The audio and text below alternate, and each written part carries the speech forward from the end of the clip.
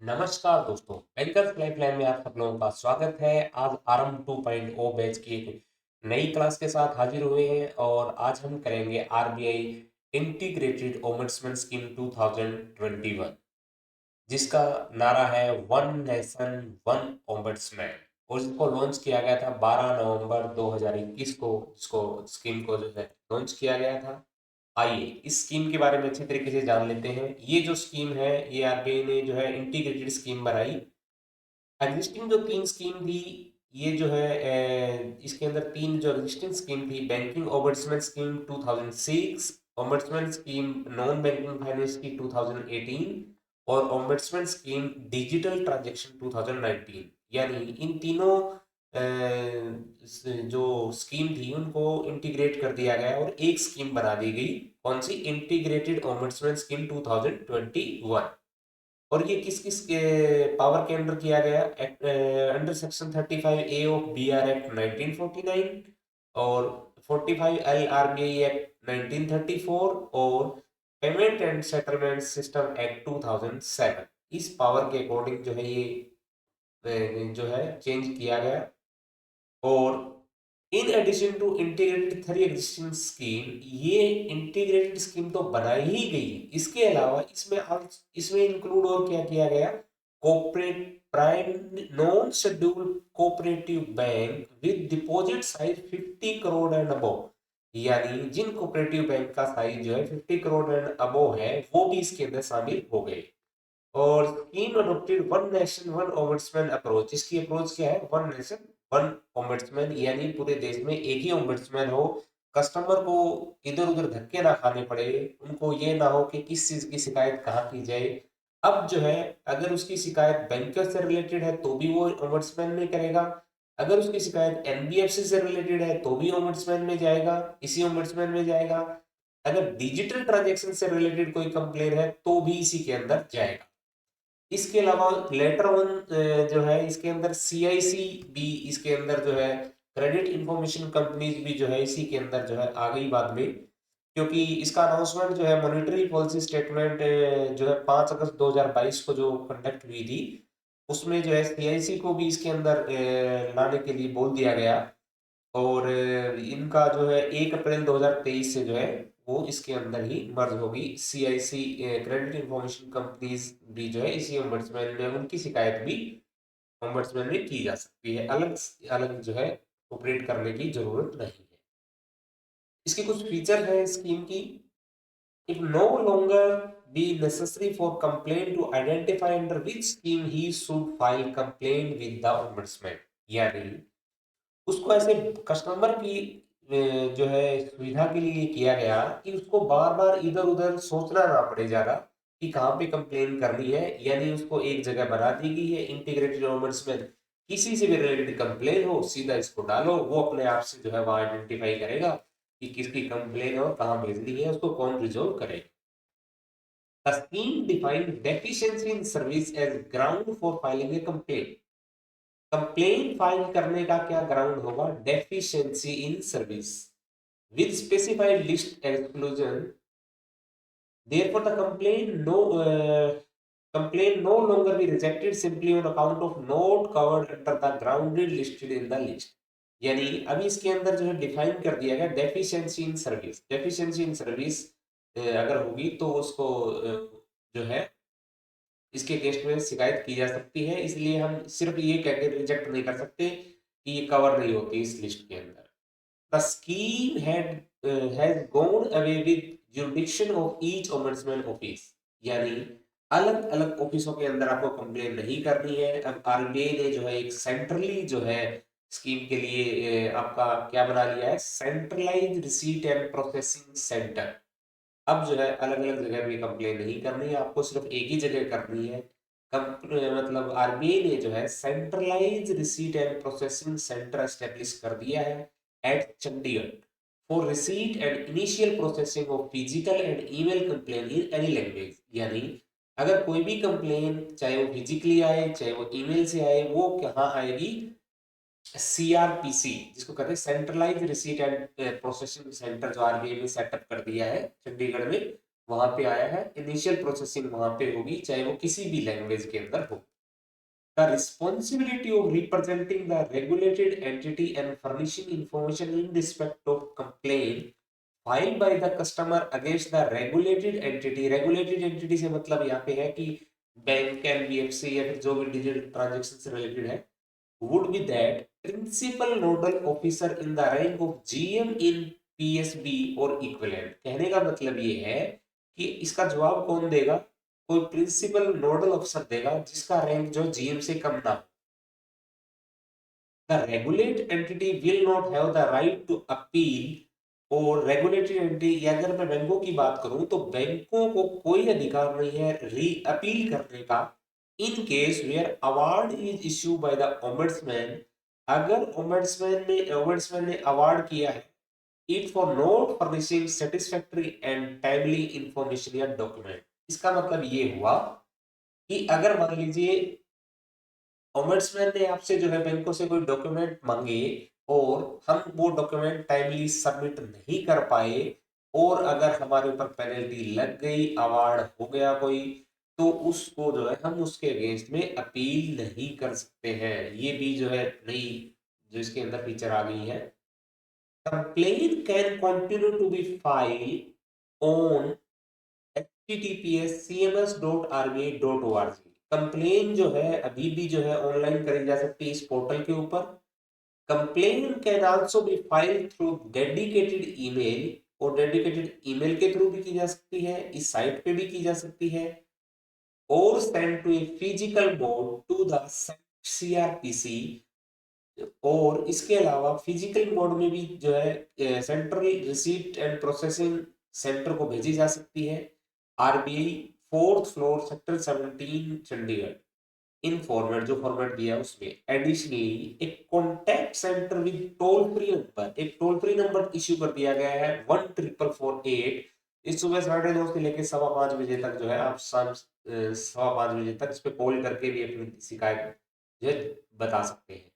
It's also been operationalise in Hindi and English. अभी जो है क्या है, हिंदी इंग्लिश में जो स्टार्ट किया था 2021 में, and in 8 regional language to begin with and will be expanded to cover other language और in due course, और फिर वो धीरे धीरे और भी लैंग्वेज के अंदर ऐड कर दी जाएगी। The contact center will provide information clarification regarding the alternate grievances redressal mechanism of RBI and to guide complainant in filing the of a complaint, और वो उसको जो है गाइड भी करेगा। और ये स्कीम जो है इफेक्टिव फ्रॉम टुडे का मतलब है 12 नवंबर 2021 से ही जो स्कीम लागू हो गई थी। आइए इसके बारे में थोड़ा सा और डिटेल चर्चा करते हैं।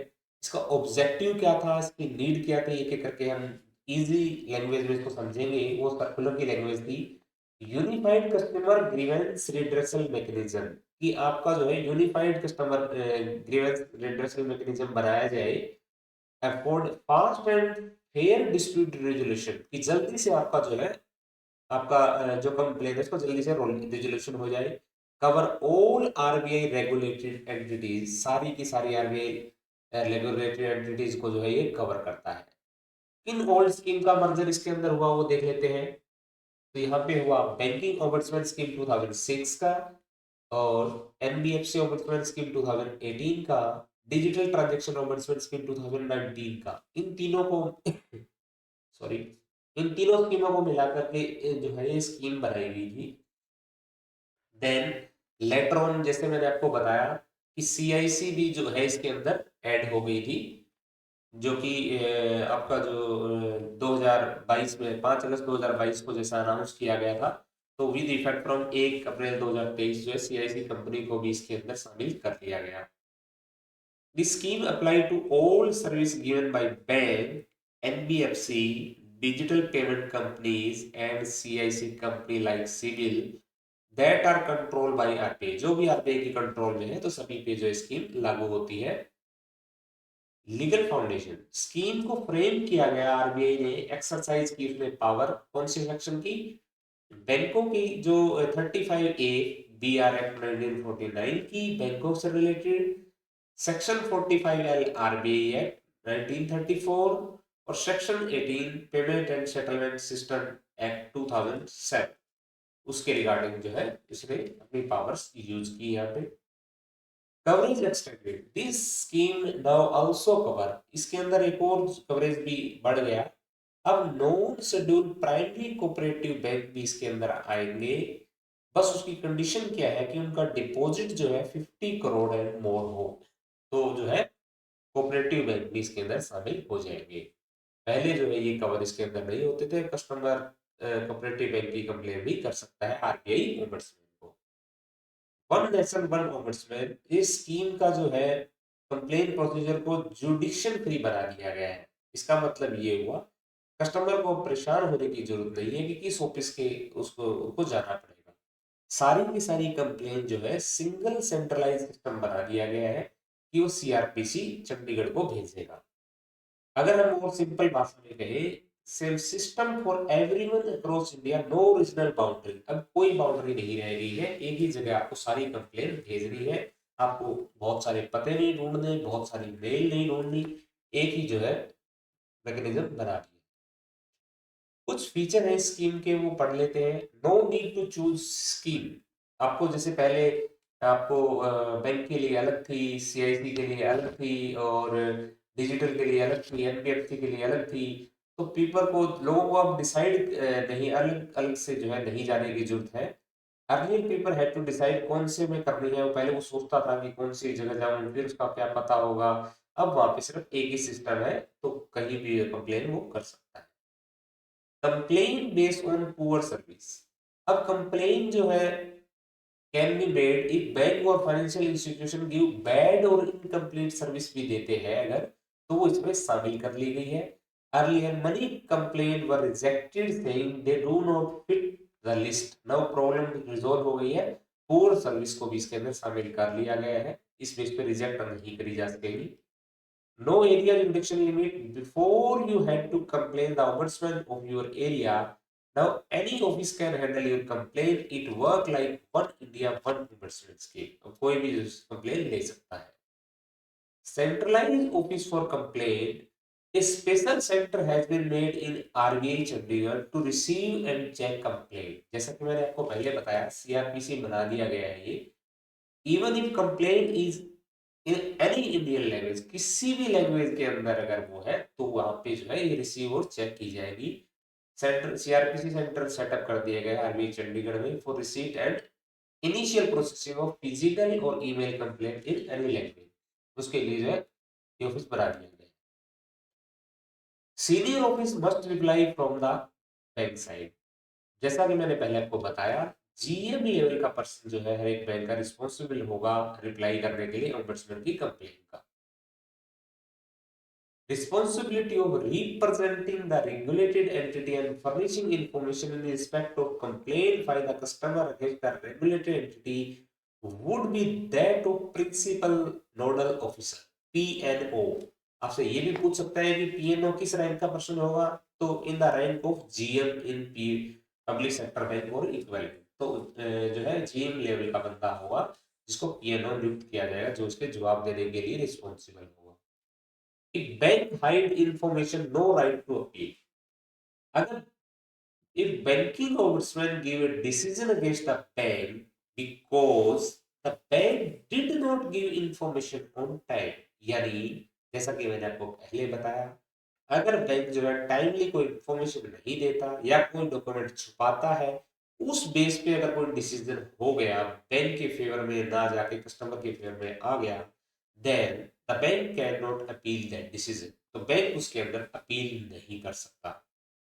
The regulated entity will not have the right to appeal in cases where an award is issued by the ombudsman against it for not furnishing satisfactory and timely information या document।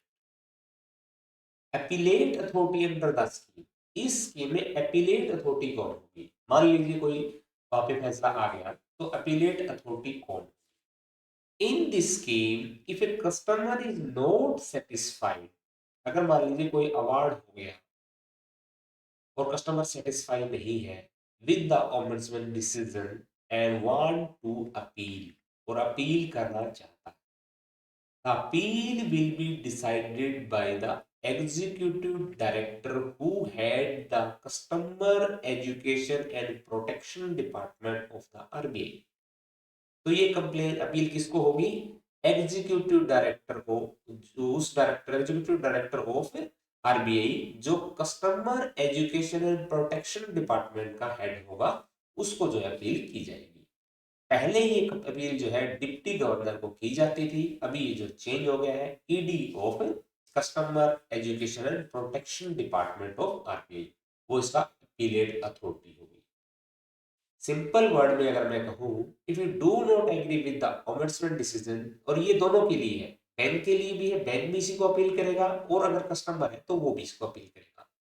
You can go to senior RBI official, यानी ED को आप review के लिए भेज सकते हैं। How you can file a complaint to RBI. आप आरबीआई को कंप्लेन कब और कैसे करेंगे? ओम्बड्समैन की बात हो रही है। You can still file online complaint, जैसा कि पहले बताया था, cms.rbi.org.in, यहाँ पे जाके कंप्लेन कर सकते हैं। Secondly, you can also complain by email or sending a written complaint by post to RBI central centre at RBI 4th floor sector 17 Chandigarh 16008। यहाँ पे आप जो है बाई पोस्ट कंप्लेन भेज सकते हैं, या आपको हेल्पलाइन नंबर इश्यू किया गया है 14448, जो कि सुबह 9:30 से 5:15 तक अवेलेबल होगा। You can call this number to get Hindi, English and 8 other Indian language. More language जो है, और भी लैंग्वेज बाद में ऐड कर दी जाएगी, हो सकता है अभी तक ऐड हो भी गई हो। The call center will give information about RBI grievance system। यहाँ पे अगर कॉल सेंटर पे आप बात करेंगे तो आपको बता देगा किस किस तरीके से आप कंप्लेन कर सकते हैं, और आपको जो है गाइड करेगा। कंप्लेन के फॉर्मूले मतलब आपको क्या तरीके हैं, online, by email, by post, by calling this number. Appointment and tenure of ombudsman and deputy ombudsman, यानी इस ओम्बड्समैन और डिप्टी ओम्बड्समैन की नियुक्ति कौन और कितने समय के लिए करता है? The RBI can appoint its officer as ombudsman and deputy ombudsman to handle complaint under this scheme। यानी आरबीआई अपने किसी भी ऑफिसर को जो अपॉइंट कर सकता है, ombudsman और डिप्टी ombudsman को। They can be appointed for a period of up to 3 years at a time। और यहाँ पे कितने टाइम के लिए नियुक्ति हो सकती है? 3 years at a time, जो 3 साल के लिए हो सकती है। Power and functions: the ombudsman will look into the complaint made by the customer। ombudsman करता क्या है? तो वो करता है कस्टमर कंप्लेन हैंडल करता है, किसके द्वारा की गई? Customer against bank, NBFC, payment company, CIC company, if the complaint is about bad or improper service. Limit on the amount: इस अमाउंट तक की जो है कंप्लेन की जा सकती है। There is no maximum limit on the amount of dispute you can take to the ombudsman। यानी ऐसी कोई प्रिस्क्राइब सीमा नहीं है कि इस अमाउंट तक की कंप्लेन आपको करनी है, ऐसा कोई मैकेनिज्म नहीं। मतलब आप 2 करोड़ तक की भी जो कंप्लेन कर सकते हैं, अगर कोई डिस्प्यूट 2 करोड़ का है तो। You can file about any amount, आप कितने भी अमाउंट की कंप्लेन कर सकते हैं, लेकिन when it comes to compensation, लेकिन अगर कंपनसेशन की बारी आती है कि आरबीआई आपको कितनी जो है अमाउंट का कंपनसेशन दे सकता है, उसकी सर्टेन लिमिट्स तय है। कंप्लेन की तय नहीं है कि कितने अमाउंट की कंप्लेन आपको करनी है। जिस मान लीजिए डेफिशिएंसी इन सर्विस आपको 1 करोड़ की सर्विस में आई, तो जो है उसकी कोई सीमा नहीं है, यहाँ पे कोई भी कर सकते हैं। लेकिन अगर कंपनसेशन की बात है तो उसमें तय सीमा। क्या सीमा है?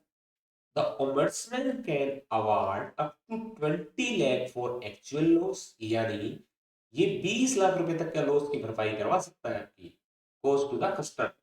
And on top of that, मतलब इसके अलावा, the ombudsman can also award up to 1 lakh, यानी 20 लाख रुपए तक का ये अवार्ड आपको दिला सकता है, और उसके अलावा 1 लाख रुपए का अवार्ड और कर सकता है। किसके लिए? हरेसमेंट के लिए, मेंटल स्ट्रेस के लिए, टाइम वेस्टेज के लिए, expenses spent by the customer. इसका मतलब कस्टमर ये कहता है कि मुझे तो हैस किया है, मुझे तो मेंटल प्रेशर मेरे अंदर लेके आ गए हैं, मेरा तो बहुत ज्यादा टाइम वेस्ट इन्होंने करवा दिया है और मेरे तो बहुत सारे खर्चे लग गए हैं। तो इसके लिए भी जो 1 लाख रुपए तक का अवार्ड कॉमर्समैन उनको करवा सकता है। तो टोटल हम उसके कोई no limit on dispute amount, dispute की तो कोई लिमिट नहीं है, बट कंपनसेशन की मैक्सिमम लिमिट हो सकती है 20 ए और 1 ए, मैक्सिमम हो सकती है 21 लाख। इसको मेंटल एगोनी अमाउंट को मिला करके, हरासमेंट वाले अमाउंट को मिला करके। लिमिट ऑन द अमाउंट, ये तो पीछे वाले का कॉपी हो गया यहाँ पे। Every year by 31st March, the Ombudsman must send a report to Deputy Governor of RBI। यानी जो अब ombudsman को अपॉइंटमेंट हुई है वो 31 मार्च हर एक साल को जो है एक रिपोर्ट भेजेगा डिप्टी गवर्नर ऑफ आरबीआई को। This report will give summary of all the work done during the year. उसमें वो उसका एक एक डिटेल देगा कि उसने जो है कौन कौन से अवार्ड, कितने कितने अवार्ड जो है अपने ड्यूरेशन के अंदर किए, इस साल के दौरान किए। ग्राउंड ऑफ कंप्लेंट, देखिए ground of complaint, any customer aggrieved by an act or omission of regulated entity resulting in deficiency in service may file a complaint under the scheme personally or through an authorised representative. यानी अगर उसको कोई जो है services में कोई कमी मिली है या फिर कोई उसको बैंकिंग के रिगार्डिंग जो है कोई ऐसा लगता है कि उसको जो है सही सर्विस नहीं दी गई, डेफिशिएंसी है सर्विस में, तो वो कंप्लेन कर सकता है ऑथराइज खुद या फिर ऑथराइज रिप्रेजेंटेटिव के थ्रू। लेकिन ऑथराइज रिप्रेजेंटेटिव का मतलब समझ लीजिए, mean a person other than an advocate.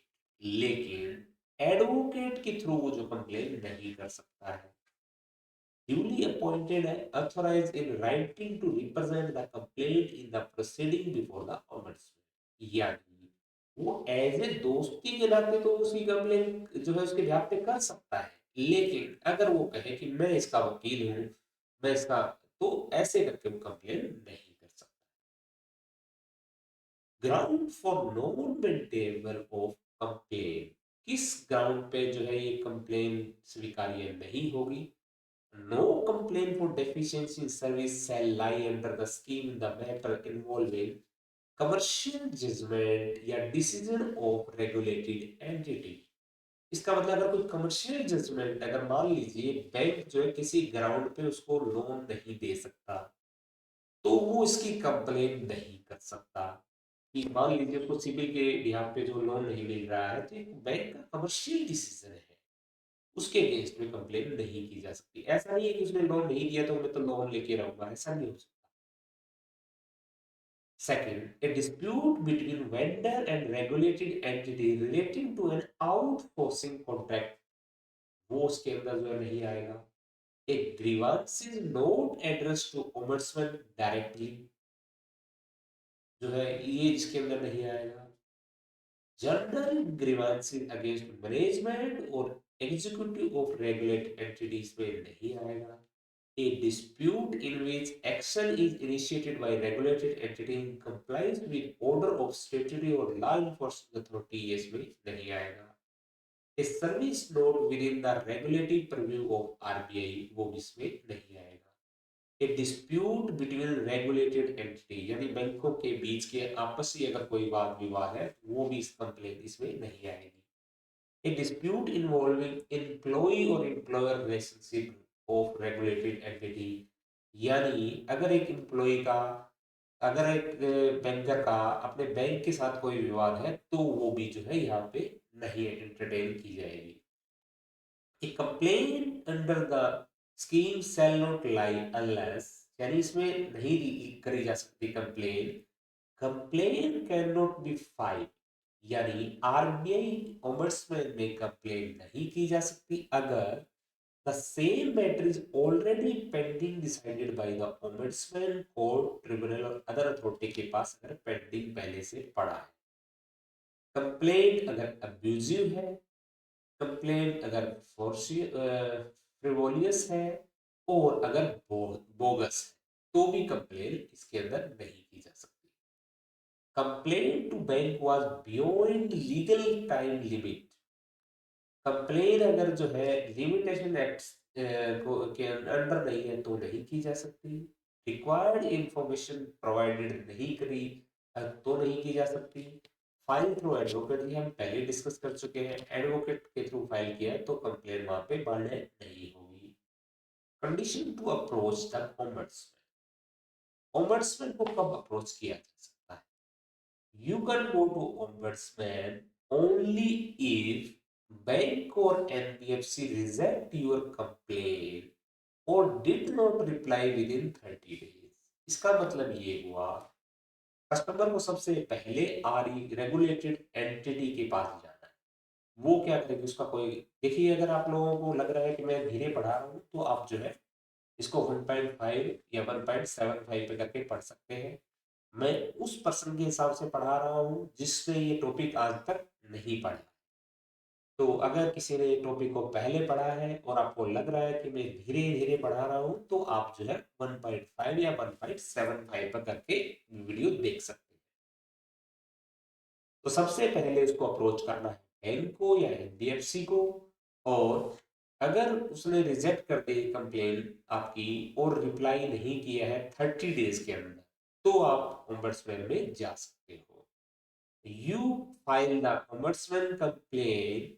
You can file the ombudsman complaint within 1 year from the date you got the reply। अगर आपको कोई रिप्लाई मिल गया है तो आप विद इन 1 ईयर उस रिप्लाई रिसीव के 1 ईयर के अंदर कंप्लेन कर सकते हो। और अगर आपको रिप्लाई नहीं मिला है, मान लीजिए आपने 30 डेज के वेट किया उसका, तो आपको जो है कितना टाइम मिलेगा? Within 1 year plus 30 days from the date you complain to the bank.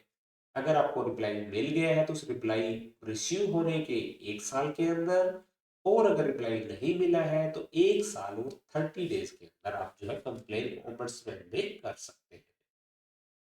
Power to call for information. Ombudsman can ask the bank, NBFC or any involved regulated entity to give any information or certified document related to the complaint। जैसा कि हमने पहले देखा था, अगर ये इस तरह की इंफॉर्मेशन मांग ले और अगर बैंक प्रोवाइड ना करवाए तो उसे अपील करने का अधिकार अपना बैंक खो देगा। रेगुलेटेड एंटिटी अपना अधिकार खो देगी अपील करने का।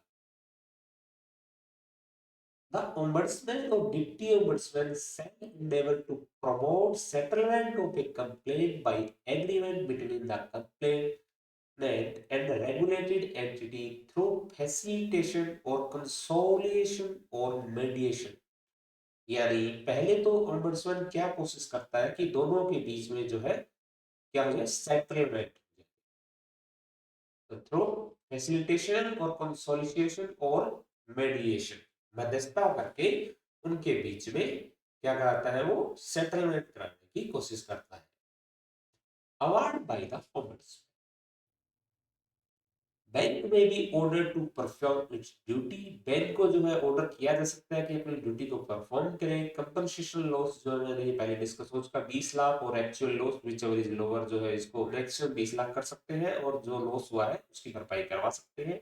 एडिशनल 1 लाख जो हैरेसमेंट और मेंटल एगोनी टाइम लॉस के लिए दिया जा सकता है। कॉपी ऑफ द अवार्ड जो है send to customer and bank. जो भी अवार्ड होगा उसकी कॉपी कस्टमर और बैंक को भेज दी जाएगी। Customer acceptance. कस्टमर को जो अपना जो है अवार्ड को एक्सेप्ट करना है इन राइटिंग एक्सेप्ट करेगा वो विद इन 30 डेज। 30 दिन के अंदर वो जो एक्सेप्टेंस उसकी देगा, अदरवाइज इट लैप्स, अदरवाइज ये लैप्स हो जाएगा। Bank compliance. Bank must comply with in 30 days. देखिए यहाँ पे अवार्ड हुआ, उसके बाद कस्टमर ने एक्सेप्टेंस दी, उसके 30 डेज इसको एक्सेप्टेंस बैंक के पास आ गई, तो उसके एक्सेप्टेंस के 30 डेज के अंदर बैंक उसको कंप्लाई करना है।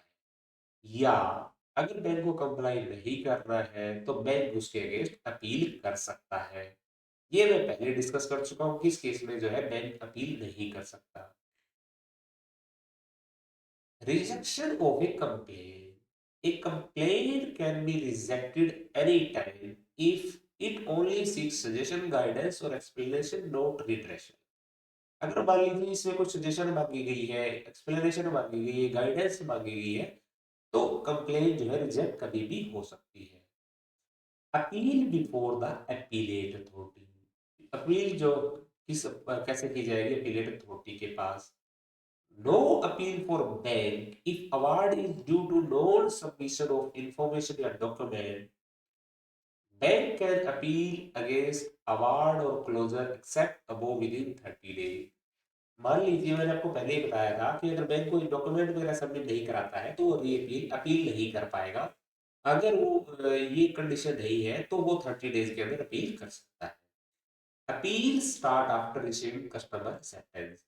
अपील की बात कब आएगी? जब कस्टमर का एक्सेप्टेंस रिटर्न में आ जाएगा।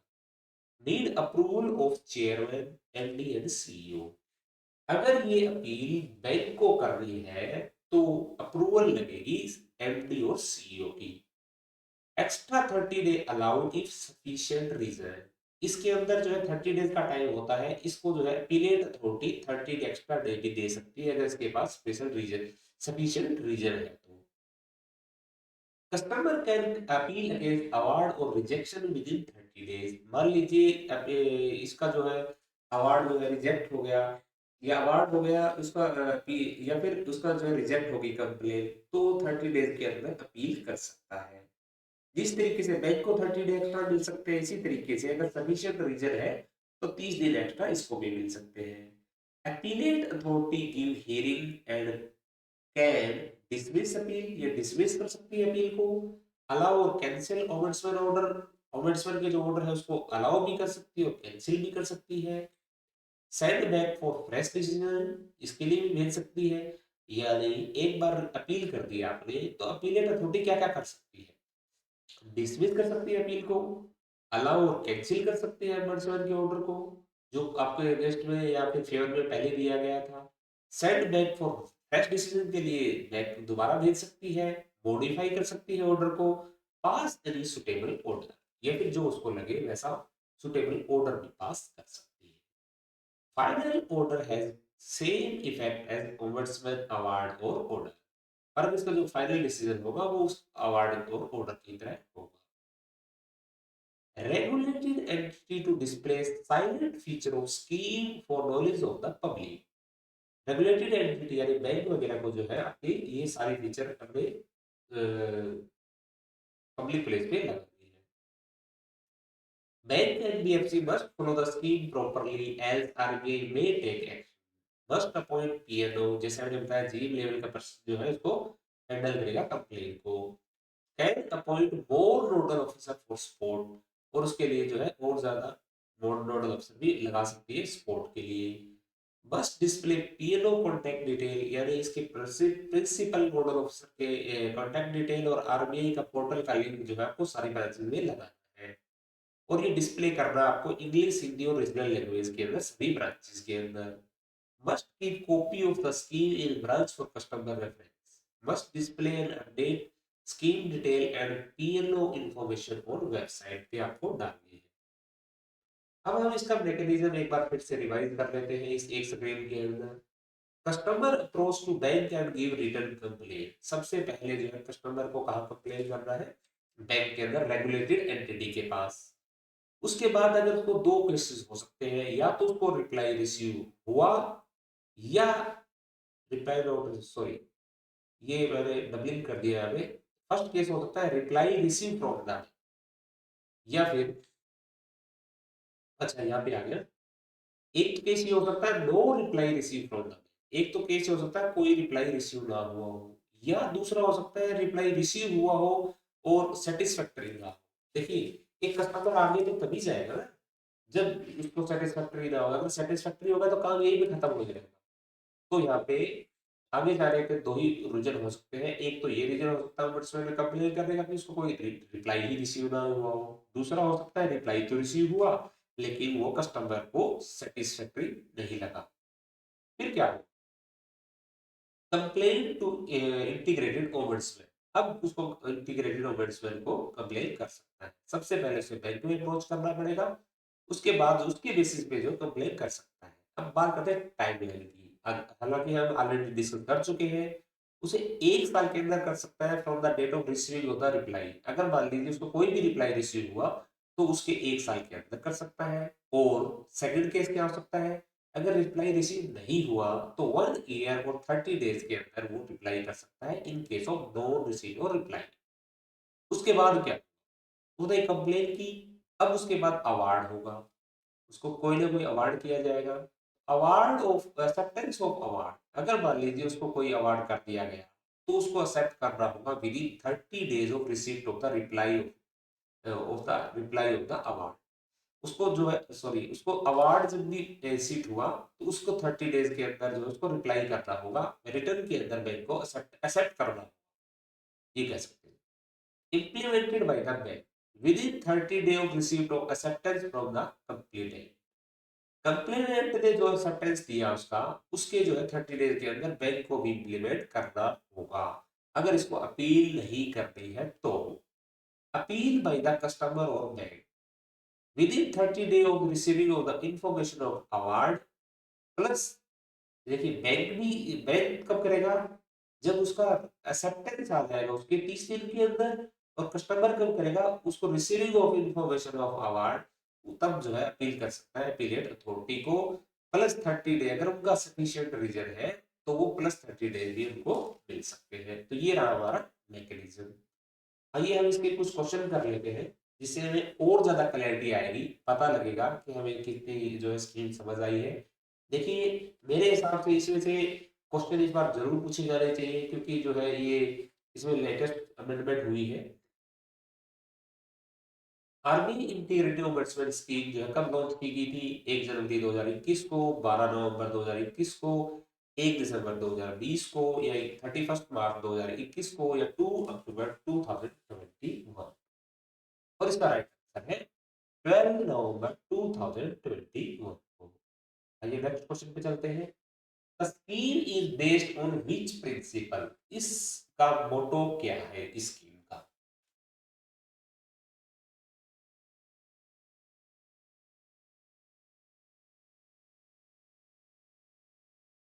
तो इसका क्या मोटो है, one nation one bank, one citizen one grievance, one nation one ombudsman, one India one law, digital only ombudsman. तो इसका मोटो है हमारा C is the right answer, one nation one ombudsman. Next, CRPC under the scheme is located at, centralise जो आपका जो processing centre है वो कहाँ बनाया गया है, आपको बताना है। ए मुंबई में, बी दिल्ली में, सी कलकत्ता में, डी चंडीगढ़ में, या ई चेन्नई में। और इसका राइट आंसर है डी, आरबीआई चंडीगढ़ के। Next question, which of the flowing scheme was integrated into this scheme, इस स्कीम के अंदर कौन सी जो है इंटीग्रेशन किया गया था। A banking ombudsman scheme 2006, insurance ombudsman scheme, pension ombudsman scheme, insurance regulatory scheme, या प्राइवेट बैंकिंग रिड्रेसल स्कीम। इनमें से किस स्कीम को जो है इंटीग्रेट इसके अंदर किया गया था। तो इसका right answer is ombudsman, banking ombudsman 2006 को इसके अंदर इंटीग्रेट किया गया था। Maximum compensation for constituental loss under the scheme, कितना मैक्सिमम कंपनसेशन दिया जा सकता है। A 5 lakh, B 10 lakh, C 15 lakh, D 20 lakh, या ई 25 लाख। तो दोस्तों आप लोग जो है साथ ही साथ कमेंट के अंदर इसका आंसर दीजिए, अदरवाइज अपनी कॉपी में नोट कर लीजिए, जिससे आपको पता लगेगा कि आपकी जो है तैयारी किस लेवल पे चल रही है। अगर आपको और भी हमारी वीडियो देखनी है, अभी तक हमारी जो है प्राइवेट सेक्टर लेंडिंग की, एनपीए की, एनआई एक्ट की, करंट अकाउंट की, नॉमिनेशन के नए रूल, उसके अलावा सिक्योरिटी एंड चार्जेस, तमाम क्लासेस जो है आपके प्लेटफॉर्म पे हमारे उपलब्ध है। बैंकर्स लाइफलाइन जो यूट्यूब चैनल है वहाँ पे उपलब्ध है, तो वहाँ पे आप जो है इनकी गो थ्रू कर सकते हैं और आप देख सकते हैं वीडियो। बहुत ही ज़्यादा इंफॉर्मेटिव और डिटेल वीडियो बनाए गए हैं। इसके अलावा अगर आपके पास कम समय है तो आप जो है हमारी खल्लास सीरीज देख सकते हैं, जहाँ पे 10 मिनट या 5 मिनट के अंदर ही टॉपिक को खलास कराया जाता है, जल्दी से जो है किया जाता है, तो आप वहां से भी हमारा टॉपिक देख सकते हैं। तो इसकी मैक्सिमम कॉम्पनसेशन इसके अंदर इंटीग्रेटेड स्कीम में हो सकता है 20 लाख का। मैक्सिमम कंपनसेशन को हरासमेंट एंड मेंटल अंगुइश के लिए जो है कितना जो कंपनसेशन हो सकता है, तो वो आपको बताना है। ए 50,000, बी 1 लाख, सी 5 लाख, डी 20,000 या ई 2 लाख। मेंटल हरासमेंट के लिए आपको बताना है, तो इसका राइट आंसर इज 1। जैसा कि आपको पता है 20 लाख का वो और 1 लाख का ये, मैक्सिमम 20 लाख का अवार्ड किया जा सकता है। Minimum deposit size for primary cooperative bank included in the scheme, यानी कितना साइज हो अगर कोऑपरेटिव बैंक का तो इसके अंदर शामिल किया जाएगा। ए 10 करोड़, बी 25 करोड़, सी 50 करोड़ या डी 75 करोड़ या ई 100 करोड़। उसका right answer is 50 crore. Next question, which entity has no right to appeal in case of failure to submit document? किसको जो है अपील करने का अधिकार नहीं है अगर वो डॉक्यूमेंट सबमिट नहीं करवाता। A customer, B regulatory entity, C court, D third party या ई रिप्रेजेंटेटिव। बहुत ही आसान question, B answer regulatory entity. Next, first step to file complain with ombudsman, इसका फर्स्ट स्टेप क्या होगा। A file in RBI portal directly, B file complain with police, या C first approach regulated entity, या D direct court filing या E mail ombudsman office. तो आपको क्या करना है ओम्बड्समैन को कंप्लेन करने से पहले, तो पहले आपको रेगुलेटेड एंटिटी को अप्रोच कर। Waiting time after filing complain with bank after approaching before approaching ombudsman, आपको जो है कितना टाइम जो है बैंक को देना पड़ेगा। ए 7 days, B 15 days, C 30 days या डी 45 डेज या ई 90 डेज। यानी बैंक पे आपने कंप्लेन की, उसके बाद आपको कितने दिन वेट करना है ओम्बड्समैन में कंप्लेन करने के लिए, that is 30 days.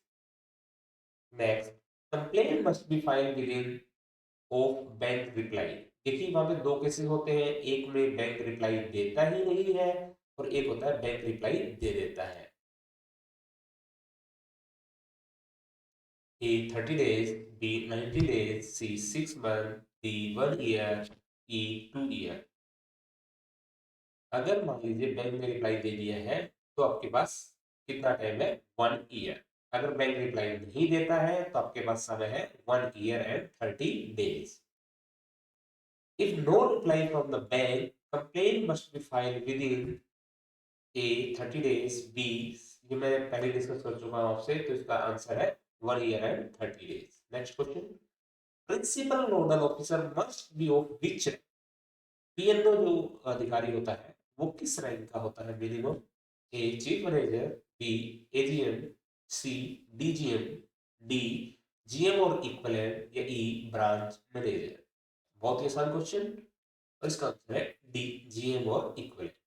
Next question, the scheme applies to A bank only, B NBFC only या C bank NBFC payment system participant या डी आरआरबी ओनली या ई पीएसबी ओनली। और इसका right answer is bank NBFC और payment system. Next question, complain can not be filed by A customer, legal heir, C advocate without being aggrieved party, D borrower या E depositor. तो इसका right answer होगा advocate जो है इसमें complain file नहीं कर सकता है। Toll free ombudsman helpline number क्या इश्यू किया गया है। ए 14221, बी 1800 110110 या सी 155299 या डी 14448 या ई 1950। बहुत ही आसान question, D answer is the right answer. Next, ombudsman appointment tenure is up to जैसा कि आपको पता है आरबीआई अपने ऑफिसर को अपॉइंट कर सकता है, लेकिन कितने साल के लिए? A 1 year, B 2 year, C 3 year, या डी 4 ईयर, या ई 5 ईयर। तो इसका राइट आंसर है C 3 year. First method use by ombudsman to resolve dispute. पहला कोशिश क्या रहती है ओम्बड्समैन की जब भी कोई रेजोल्यूशन रिजॉल्व करता है डिस्प्यूट को? तो दोस्तों जैसे मैंने आपको बताया, आप कॉपी पे अपने आंसर नोट कर सकते हैं, लास्ट में देख सकते हैं आपका जो है रिजल्ट कैसा था। A court hearing, B arbitration, C facilitation, कंसोलिएशन या मेडिएशन, या डी पेनल्टी प्रोसेस प्रोसीडिंग, या ई आरटीआई इंक्वायरी। और इसका राइट आंसर है C. Next question, award must be accepted by the complainant within. एक अवार्ड जो है कितने टाइम में एक्सेप्ट करना होता है कंप्लेनेंट को? A 7 days, B within 15 days, C within 21 days, या डी विद इन 30 डेज, या ई विद इन 90 डेज। और इसका right answer is D within 30 days. Next question, appeal period for both complainant and entity, यानी दोनों ही कितने time में appeal कर सकते हैं? A 7 days, B within 15 days, C 30 days, या डी 60 डेज, या ई 90 डेज। और इसका right answer is C 30 days.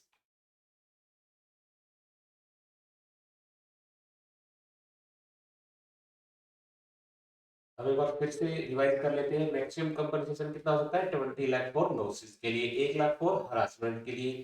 Time limit कितनी है? 30 डेज। और उसको जो है वेट फॉर बैंक रिप्लाई के लिए 1 ईयर। अगर बैंक जो रिप्लाई नहीं किया है तो 30 days to accept the award, 30 days to appeal, plus 30 days अगर वैलिड रीजन है तो वो और एक्स्ट्रा दे सकता है। इसकी फीचर क्या है? वन नेशन वन ओवर्स में, सीआरपीसी चंडीगढ़ में, जीएम लेवल पीएलओ मैंडेटरी है। ठीक है दोस्तों, thank you so much, all the best.